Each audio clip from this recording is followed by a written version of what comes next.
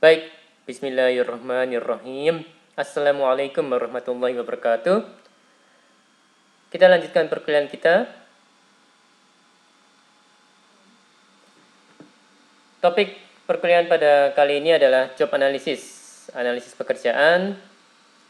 Materi ini saya dapatkan dari internet dengan sumbernya adalah sebagai berikut. Oke, ada beberapa poin pada topik ini, yaitu apa yang dimaksud dengan job analysis, apa manfaat dari job analysis, metode job analysis, dan kemudian pelaksanaannya dan masalah. Oke, what is a job? Adalah sekelompok posisi yang agak serupa dalam hal elemen-elemen pekerjaannya, tugas-tugas dan tanggung jawab yang dicakup oleh deskripsi pekerjaan yang sama. Jadi, similar but different concepts ya Mas dan Mbak ya. Jadi position adalah kombinasi kewajiban-kewajiban yang dibutuhkan oleh seseorang dalam menunaikan suatu pekerjaan. Sedangkan occupation adalah kategori pekerjaan yang dijumpai pada perusahaan-perusahaan. Seperti itu Mas dan Mbak. Oke, ini ada beberapa terminologi, istilah ya Mas dan Mbak ya. Jadi jangan dicampur gitu ya Mas dan Mbak ya. Jadi job analysis merupakan proses yang sistematis dari menghimpun informasi dari tugas, kewajiban, dan tanggung jawab dari pekerjaan tertentu. Sedangkan job description adalah pernyataan faktual dan terorganisasi perihal kewajiban dan tanggung jawab pekerjaan tertentu. Oke, job specification menunjukkan kualitas yang disyaratkan bagi pelaksanaan yang dapat diterima. Sedangkan job evaluation adalah proses sistematik dan beruntun untuk menentukan nilai suatu pekerjaan, menentukan kompensasi. Oke, what is job analysis? Adalah proses yang sistematis dari menghimpun informasi dari tugas, kewajiban, dan tanggung jawab dari pekerjaan tertentu. An important part of human resource. An important part of human resources HR planning. Jadi memang sebuah bagian yang penting dari perencanaan sumber daya manusia ya Mas dan Mbak ya, job analysis ini. Oke, apa manfaat job analysis? Jadi yang pertama analisis penyusunan kepegawaian. Jadi informasi pekerjaan. Yang berikutnya adalah desain organisasi. Menganalisis elemen, menyusun posisi orang. Kemudian redesign pekerjaan untuk meningkatkan metode pekerjaan, mengurangi kesalahan, eliminasi yang tidak perlu, dan perbaikan kinerja. Jadi ini adalah manfaat-manfaat dari job analysis ya Mas dan Mbak ya. Oke, masih terkait dengan manfaat job analysis. Jadi telaah dan perencanaan kerja, suksesi manajemen, pelatihan dan pengembangan, jalur karir, kriteria seleksi, dan evaluasi pekerjaan. Seperti itu Mas dan Mbak. Oke, ini adalah terkait dengan pertimbangan strategik dalam job analysis. Yang pertama adalah tingkat partisipasi karyawan dalam proses job analysis. Jadi diharapkan bisa ikut semua gitu ya, 100% ya Mas dan Mbak ya. Kemudian pelaksanaan job analysis, rincian proses, waktu pelaksanaan job analysis, ya ini harus disesuaikan ya. Kalau misalnya diadakan di hari libur ya sama aja bohong gitu ya. Kemudian berikutnya adalah keputusan penggunaan orientasi tradisional atau masa depan. Ya, seperti itu ya Mas dan Mbak ya. Semoga saya nggak salah. Oke, jadi siapa yang melakukan job analysis? Jadi Job analysis bisa dilakukan oleh pakar job analysis. Kemudian job analyzer dari luar, jadi maksudnya dari luar organisasi atau perusahaan ya Mas dan Mbak ya. Jadi di apa namanya ya? Dipanggil dari luar sebuah perusahaan konsultan gitu ya. Untuk apa namanya? Diminta untuk melakukan job analysis di perusahaan kita. Seperti itu Mas dan Mbak. Jadi menyewa gitu ya, konsultan dari luar organisasi atau luar perusahaan. Berikutnya adalah supervisor. Jadi supervisor juga bisa melakukan job analysis dalam hal ini. Dan yang berikutnya adalah manajer. Individu yang sungguh memahami orang-orang, pekerjaan, dan keseluruhan sistem organisasi. Jadi poinnya kalau saya tidak salah ada ini ya. Jadi siapa yang bisa melakukan job analysis adalah individu yang sungguh memahami orang-orang, pekerjaan, dan keseluruhan sistem organisasi. Oke, masuk ke aspek pekerjaan job analysis. Jadi, keluaran pekerjaan, penyusunan staf, penetapan standar, dan tujuan kerja, evaluasi nilai kerja. Maaf. Aktivitas yang dilaksanakan, jadi tujuan perancangan kerja, struktur organisasi, persyaratan kerja dan jalur karir, kebutuhan pelatihan dan pengembangan, pendefinisian kebutuhan suksesi manajemen, perencanaan tinjauan kerja. Ya, ada kompetensi, definisi persyaratan kerja untuk seleksi, penempatan, jalur karir, rencana desain organisasi, kebutuhan pelatihan. Maaf. Kemudian struktur balas jasa, administrasi gaji.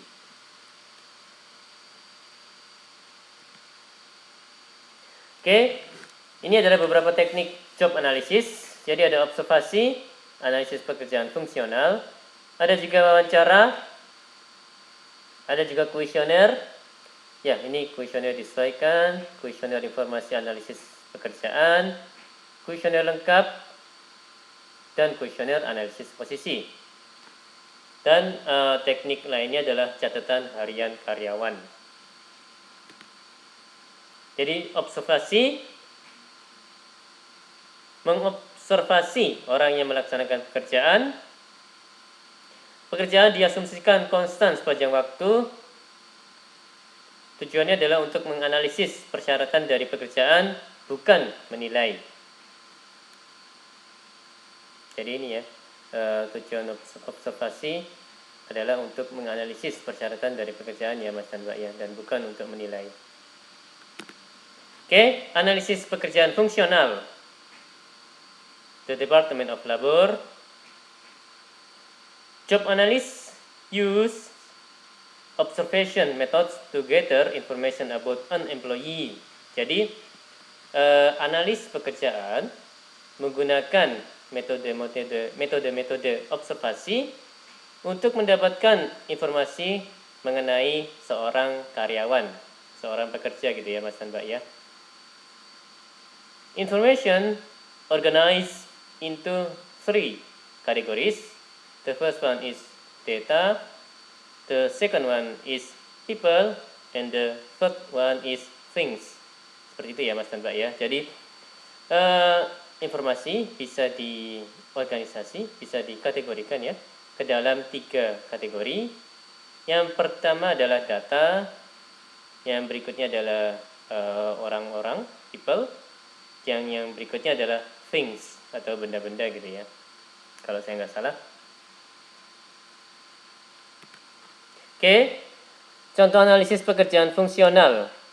Jadi work functions. Jadi ada tadi ya yang tadi disebutkan sebelum ini, ada data, ada orang, ada barang gitu ya Mas dan Mbak ya. Jadi masing-masing ada poin-poinnya. Jadi ada kalau data yang 0 itu konsistensaan. Kemudian 1 koordinasi, 2 analisis, dan seterusnya hingga yang ke-6 adalah pembandingan. Kemudian yang orang 0 adalah penasihatan, yang 1 negosiasi, yang 2 instruksi, yang ketiga penyediaan, hingga seterusnya, hingga yang ke-8 adalah melayani. Sehingga, berikutnya yang barang, 0 penetapan, 1 bekerja cermat, 2 pengendalian, dan seterusnya, hingga nomor 7 adalah penanganan. Jadi skor ditemukan dengan melakukan observasi, nilai 0 untuk nilai tertinggi. Seperti itu ya Mas dan Mbak ya. Jadi makin ke atas, makin tinggi nilainya. Seperti itu Mas dan Mbak, kalau saya nggak salah. Baik, masuk ke metode berikutnya adalah wawancara. Ada 3 jenis, individu, kelompok karyawan, dan kelompok supervisor. Validitas tergantung pada penggunaan metode sistematik dan sampel yang diambil. Kelemahan, ya, distorsi informasi. Jadi pada wawancara diperlukan juga informasi tambahan ya Mas dan Mbak ya, supaya kalau saya nggak salah, supaya menghindari ya bias gitu ya, bias informasi. Oke, masuk ke metode berikutnya adalah kuesioner. Kuesioner yang disesuaikan dengan aktivitas organisasi, kuesioner terbitan. Ya, kuesioner ini bisa dipakai untuk mendapatkan informasi, untuk membongkar tugas, tanggung jawab, kemampuan, dan standar kinerja pekerjaan.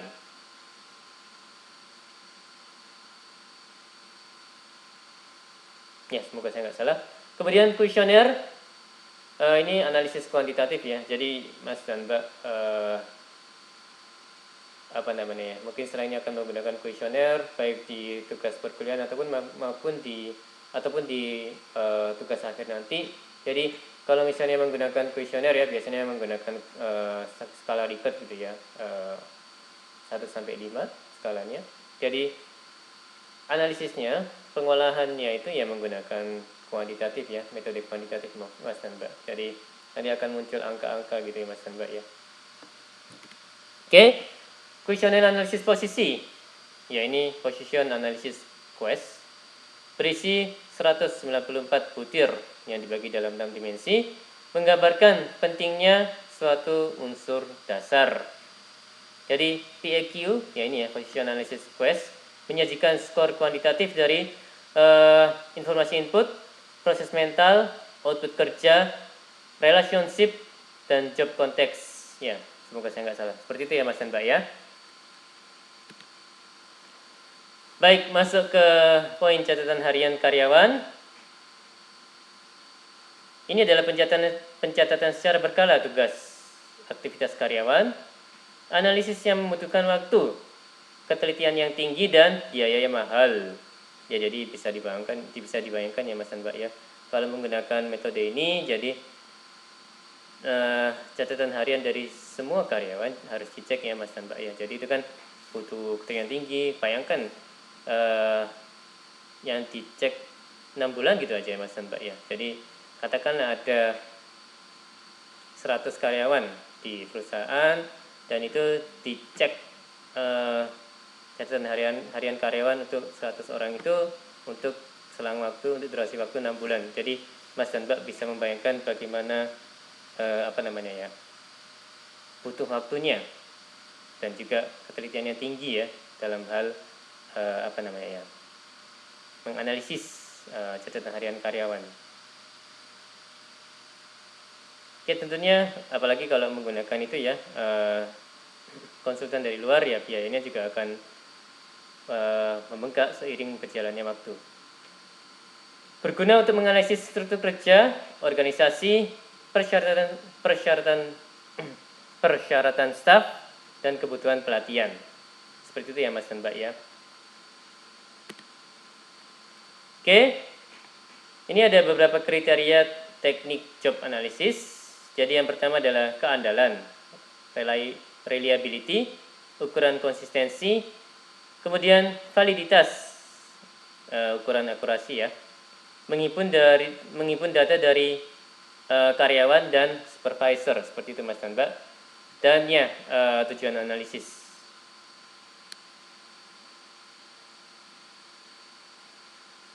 Jadi kalau saya nggak salah, ya job analysis tujuannya apa gitu ya manusia, Mas dan Mbak ya. Jadi tujuan dari mengadakan job analysis itu apa, dan itu akan turun pada teknik yang tepat untuk digunakan untuk mencapai tujuan tersebut. Oke, masalah-masalah dalam job analysis. Yang pertama, ketakutan karyawan, ancaman pekerjaan, tingkat gaji, tingkat produksi. Ya, jadi apa namanya ya? Namanya kan menghimpun data dari karyawan ya. Bisa jadi karyawan akan memasang apa namanya? Perisai gitu ya, barrier supaya apa namanya ya? Supaya dinilai bagus gitu ya, supaya tampak bagus.